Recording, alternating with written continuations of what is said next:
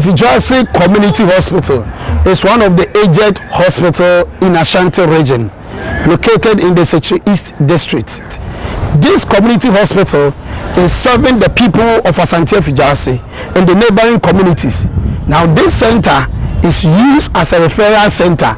Most of the referral cases are being referred to this center. Now, this hospital has been facing a lot of challenges, including emergency ward. Now, the emergency ward that they are using, which can accommodate only 2 patients, and the members of the community and those in diaspora. It is through this that the community members, those in Effiduasi and those in diaspora, are trying their best to construct a new emergency unit, which is 25-bed capacity complex emergency unit to support the hospital. Now, they are appealing to other organizations, NGOs, philanthropists to come and assist them for the hospital. We are therefore appealing to you to come and support this project. God bless you. Let's listen to the administrator of the hospital. What you have to say. Yeah, my name is Benjamin Kumpo, the hospital administrator. With me here is Mr. Samuel Opoku Afriye, the pharmacist, Ms. Yvonne Fodio, the nurse manager, Clinton Ofori, an assistant administrator. I am speaking on behalf of Effiduasi Hospital. The hospital started as a health center in 1954. 1954 was when it started as a health center. As of now, it's still being referred to as the health center. On daily basis, it was upgraded to a hospital status in 1996. However, there has not been corresponding transformation or infrastructural improvements. So most of our infrastructure here, or most of the units we use here, are mostly described as miniature. We created them for purpose. So the hospital has a 56-bed capacity, and the 6 beds were added when we had COVID, and we had to create, we had to find our way to create an isolation unit. We created it for the hospital. The current problem we have is our emergency. It is an emergency unit we created for just 2 beds. The unit can contain only 2 beds. It means it can accommodate only 2 patients at a time. We don't have a proper or purpose-built casualty unit. We don't have a triage unit.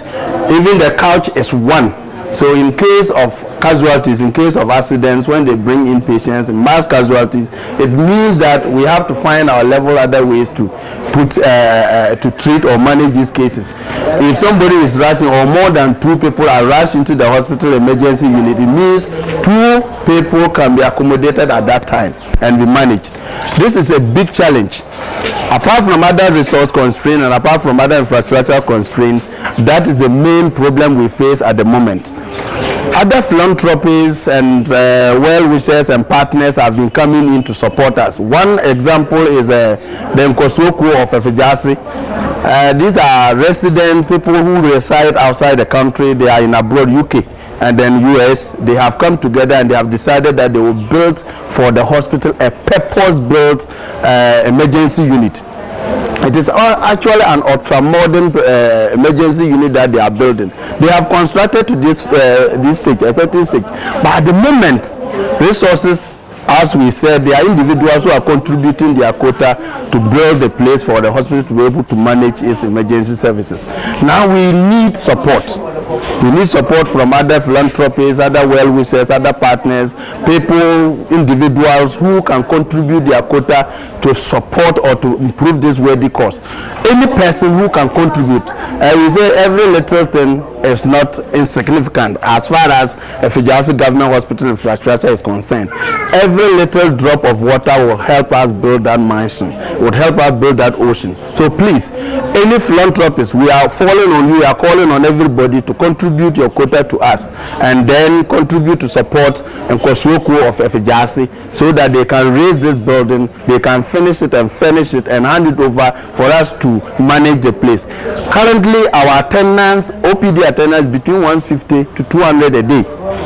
Our admission is, so invariably we have about 6,000 attendance a month. And the population keeps growing. Every day in there, people are growing, and then with high population or with many people, you are likely to have casualties, risky lifestyle, referrals will come from other facilities, other adjoining districts. So many complications will come here, and when they come and we do not have the infrastructure to manage the place, you will see us giving out or referring people wantonly. People that don't need to be referred, you will refer them because you don't have the space. Not that you don't have the skills to take care of them. You have the skills, you have the staff, but you do not have the space to accommodate and manage them. Our emergency is not an emergency unit. And I think if we view the place, you will see that it is actually not an emergency unit. It is not a ward. It is just a space we've created to manage casualties or to manage people. We are calling on any person who will support us. Our attendance is high. It's one of the best attended hospitals in Ashanti region. So any person who can support us will come in. You can come in terms of finances. You can bring along any cash and kind. If you bring the cement, they will take. If you bring logistics, they will take. If you bring anything that will support the construction of the emergency ward, you are most welcome. As I was saying, in Kosuoku of Effiduasi, like I said, residents of Effiduasi who are in other countries have decided to support the hospital, and as I said, they decided to construct an ultra-modern emergency ward. The ward, when finished, will not have equal in Ashanti region. Apart from the emergency ward in the Konfanochi, there will not be any of its kind again in Ashanti region. The unit in question, or the proposed unit, the unit under construction, has so many facilities. It has an ambulance bay. Okay. It has an ambulance bay big enough to accommodate an ambulance that will facilitate referral and speed up the process of treatment. We have a triage area big enough to accommodate enough casualties or enough patients who will be brought inside. The place has a resuscitating area. It's designed there to also make sure that people who are found unconscious or who have other conditions, the medical team will be able to attend to them and resuscitate them. We have a mass casualty area. That is an area where, in case of accident and so many people, we bring all of them there. That is where we do the triaging, what we call the sorting. You pick the patients who are most affected. Some need to be referred to the theater, some will be sent to other areas. That area is there. The emergency ward, it has its proper demarcations: the red, the yellow, and the green, the orange and the green. These are colors that indicate the severity of the cases. So when the person is in red, it means that person is in a very dangerous zone. His condition is more critical than the one in yellow, the one in orange, and then the one in green. I think the one in green is mostly better, that easily can be transferred to other wards for management. We have the intensive care unit. That is when the person is taken into theater or has other conditions that they need to manage the person 24/7. People will stand by that patient and manage the person. So that unit is created in our current proposed ultra-modern emergency ward that is being done by the Nkosuoku. It has a pharmacy unit, which means that when completed, people will not come to the main pharmacy. Everything will be provided there. Everything is inside.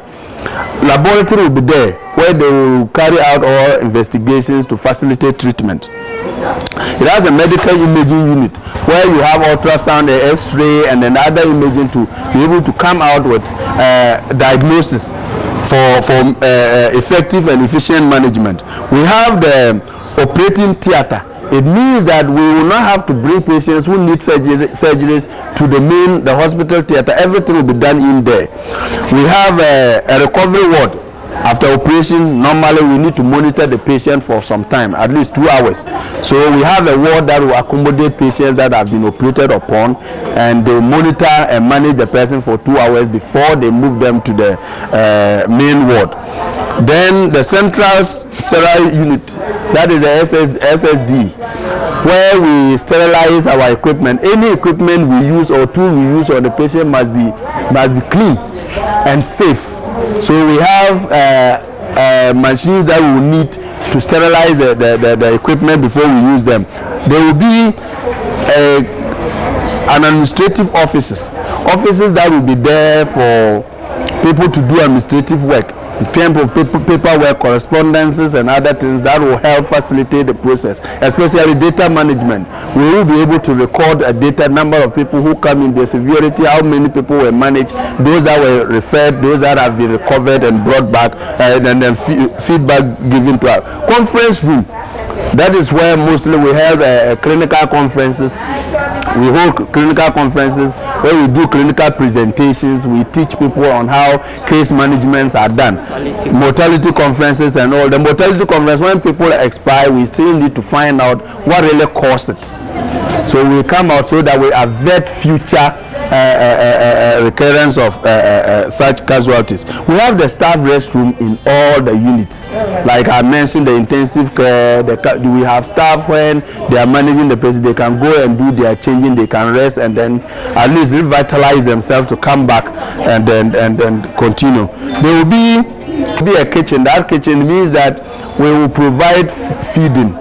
They will prepare food there and then serve the patients who will be on admission or will be detained. Or at least when the patient relative brings their food for the patients, they can warm it there. We have microwave and there for them to warm their food for the patients. Dental clinic will be there. We have a dental surgeon.